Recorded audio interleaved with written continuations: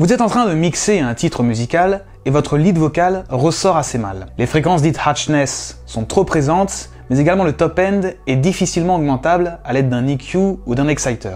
Voici les phénomènes qui sont malheureusement rencontrés très souvent lorsque vous décidez d'acheter un microphone d'entrée de gamme.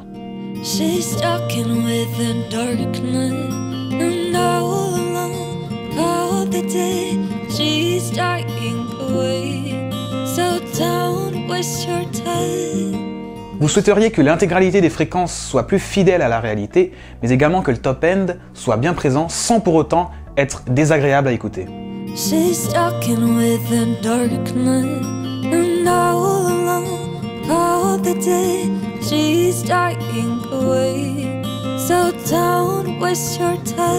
Pour que cette vidéo soit parlante pour un maximum de personnes, je vais rester très sommaire et ne parler globalement que de la réponse en fréquence. Mais sachez qu'il existe notamment la distorsion harmonique et d'autres paramètres qui vont être modifiés en remplaçant votre membrane. Tout d'abord, voici une liste non exhaustive des microphones compatibles pour ce changement. Globalement, il s'agira de microphones avec initialement une membrane de 34 mm de diamètre. La capsule propre à chaque microphone pourra être remplacée par la RK47 sans modifier aucun autre composant du circuit.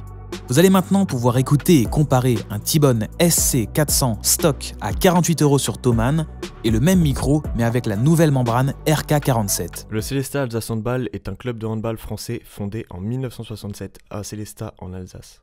Le Sélestat Alsace Handball est un club de handball français fondé en 1967 à Sélestat en Alsace. Il était une fois une marchande de foie qui vendait du foie dans la ville de Foix. Elle se dit « Ma foi, je ne vendrai plus de foie dans la ville de Foix. » Il était une fois une marchande de foie qui vendait du foie dans la ville de Foix. Elle se dit « Ma foi, je ne vendrai plus de foie dans la ville de Foix. »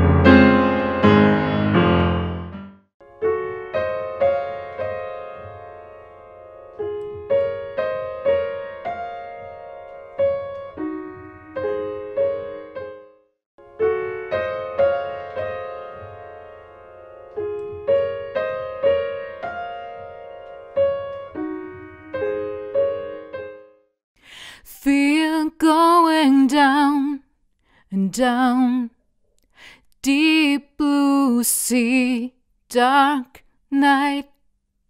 Fear going down and down, deep blue sea, dark night. Avant de parler des caractéristiques techniques modifiées grâce au changement, sachez que nous avons dû augmenter le gain du préampli du T-Bone modifié. Cela s'explique par le fait que la nouvelle membrane est moins sensible. Mais c'est loin d'être un défaut, car en effet ce phénomène aura pour bénéfice de réduire le bruit intrinsèque au microphone et donc d'améliorer son rapport signal sur bruit. Chez AD2N, nous avons déjà eu l'opportunité de modifier la membrane d'un Rode NT1 et non pas NT1A pour lequel il était également possible de modifier la membrane, d'un T-Bone à lampe, le SCT2000, et enfin ce dernier, le T-Bone SC400, pour lequel la modification n'est pas flagrante, à l'oreille, sans traitement. Maintenant, regardons les données qui nous proviennent d'Internet et qui montrent la réponse en fréquence d'un MXL 2006 avant et après changement de la membrane. Comme vous pouvez le voir sur le graphique, les basses sont plus riches en dessous de 150 Hz, à peu près 1 dB. Il y a un ajout d'un large pic de présence dans la gamme musicale entre 1K et 8K, gamme musicale utile, et enfin la partie de surbrillance au-delà de 10K a disparu. Le résultat est que le microphone modifié est plus chaud, plus articulé dans les médiums, et n'a pas ce son criard trop brillant de l'original. Au-delà de cette modification, l'apport du changement sera bénéfique lors de votre session de mixage. En effet, vous aurez alors la possibilité d'augmenter davantage les hautes fréquences une fois que la voix ou l'instrument aura été traité avec un premier égaliseur. Auparavant, vous aviez un micro naturellement trop brillant lorsque vous l'écoutiez en a cappella. Ensuite, vous cherchiez à augmenter les hautes fréquences pour faire ressortir la voix à l'aide d'un égaliseur ou d'un exciter. Mais vous vous rendiez compte alors que la voix était trop criarde et désagréable à l'écoute lors de l'écoute du mix global. De la même manière, vous aurez un micro plus coloré et chaleureux grâce au boost dans les lows et les fréquences dites de présence. Maintenant, vous avez un micro listé précédemment et souhaitez remplacer votre membrane. Cela tombe bien, nous proposons sur notre boutique Amazon la vente de membranes neuves de RK47. Il s'agit exactement des mêmes utilisées pour cette vidéo. Vous n'êtes peut-être pas persuadé que la modification soit entièrement bénéfique à votre micro. Pour en avoir le cœur net, je vous redirige vers le site de microphoneparts.com qui répertorie une grande liste de microphones compatibles dans sa catégorie Mic Mods, tout à droite, en haut du site. Le seul détail qui me dérange sur ce site est le prix des membranes pour les RK47 qui est selon moi bien trop élevé par rapport à la réelle valeur de la membrane. Sachez de toute manière qu'aujourd'hui même les membranes de chez Neumann proviennent de Chine. Ne pas confondre produit en Allemagne et assemblé en Allemagne. Souvent, les constructeurs jouent sur les mots. Passons à la démonstration de la modification. La manipulation reste très simple. Vous avez la possibilité soit de souder, ce qui est beaucoup moins à risque, j'entends par là détériorer la membrane, ou de dévisser les vis directement sur la membrane. Nous avons évidemment pour cette vidéo opté pour la technique la plus difficile, celle de dévisser les vis. Quoi qu'il arrive, prenez soin de ne pas confondre et interchanger les deux câbles de phase et de neutre de votre membrane, auquel cas elle ne fonctionnerait pas. Si vous décidez comme nous de dévisser plutôt que de souder, ce que je ne vous conseille pas forcément, faites ça de manière très soignée. Commencez par dévisser le câble de neutre et de phase, et ensuite enchaînez en dévissant les vis qui relient la membrane au châssis.